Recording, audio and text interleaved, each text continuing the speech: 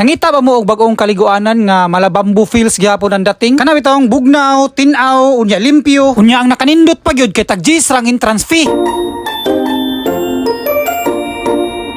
Yo, what's up mga guys? So for today's video na po mga guys, ako lang tayong i-share sa inyo hanino kining bag-ong nag-open o nag-trending na kaliguanan or inland resort diri sa Moncayo, Davao de Oro. Mao dinhi ang Carwama Inland Resort. Ug ang exact address ni guys, Purok 5, Matangad, Aper Olip, Moncayo, Davao de Oro. Bago ra po daw ni sila nag-open. 4 months pa daw gikan pag-operate nila. Ug nakita ra po daw nako ni sa Facebook no, maong amo po daw yung gilaag. Ug dili pud kamahayan diri kay sa imuhang 10 pesos, pwede na dayon ka makapabugnaw, makarelax, chill-chill, makahumul-humul. Ug ang nakanindot pod kay grabe gyapon ka tinaw og kalimpyo sa tubig diri. Ug ang nagustuhan ako kay dili gid siya ingon nga as in bugnaw kayo ang tubig. Nga pila lang ka minuto ba mura na reg maminhod imong lawas ka bugnaw. Sakto ra gid siya nga matagbaw gid pud ka og humul-humul. Ug ang isa pud sa nakanindot diri kay as in natural la jud kayo siya. As in mga bato-bato gid gyapon ang ilalom or mga balas-balas unya flowing gyapon ang tubig. As in literal nga natural, wala gyud halo nga chemical. Nya grabe pud ka nature vibes og ka aesthetic ang ambience. Ug napo sila diving area no para sa mga hilig kayo mag-dive or magsalom-salom. Nya syempre expect yun nga medyo lalom gini diri dapita. Ug napo sila gakit diri. So sa mga wala pa ka experience og sakayan ng gakit no, murag diri jud ninyo na ma-experience. Ug syempre libre ni wala ni bayad. Pero kamo na bahala bira-bira or bugsay-bugsay para mularga. Nya sa cottage pod why problema kay na sila daghang cottage diri, kamo na bahala pamili. Ug mo din lang cottage rate no nasa 150 to 1,500. Ug napo sila ibidyokihan diri no para sa mga kusog mo kanta bisag yabag.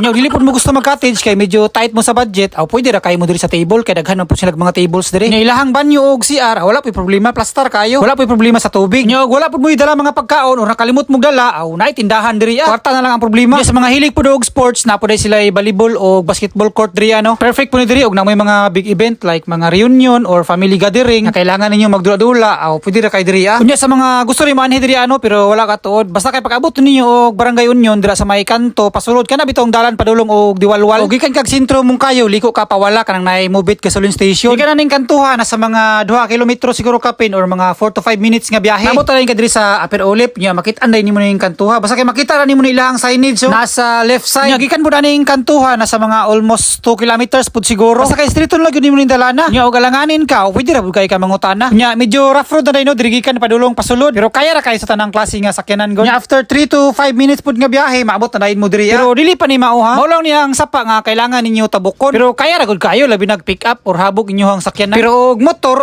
pwede ra kay moagi diri sa hanging bridge, depende ra sa inyohang kurso. Pero og taslakan or talawan ka, ayon na lang jud patuga-tuga. Kay basig masangit pa hinuon ka, mao ra hinungdan, apiki ra ba kayo ang hanging bridge. Pero pwede ra og gyapon nyo ibilin ra inyong sakyanan diri Nya mamaktas na lang mo pasulod kay medyo duol ra man, unahan ra man gamay. Kay aron tama-tama pud ba, ma-exercise pud mo gamay. Basta kay gikan sa tulay dili kay siya layo, mga pila lang ka metros, maabot na ra mo diri. Og syempre mate kamo ni diskarte or kamo na bahala kung asa mo dapit mo park. So unta no nakatuod na ka no, o unta nakatabang ning video sa imuha. Og for more details and info, pwede ra kayo ninyo sila i-follow sa ilahang Facebook page no. Pwede ka kontakon sila sa ilahang contact number. Nya katura siguro. Daghan kayong salamat hangtod sa sunod na pod. Amping pirmi. O God bless.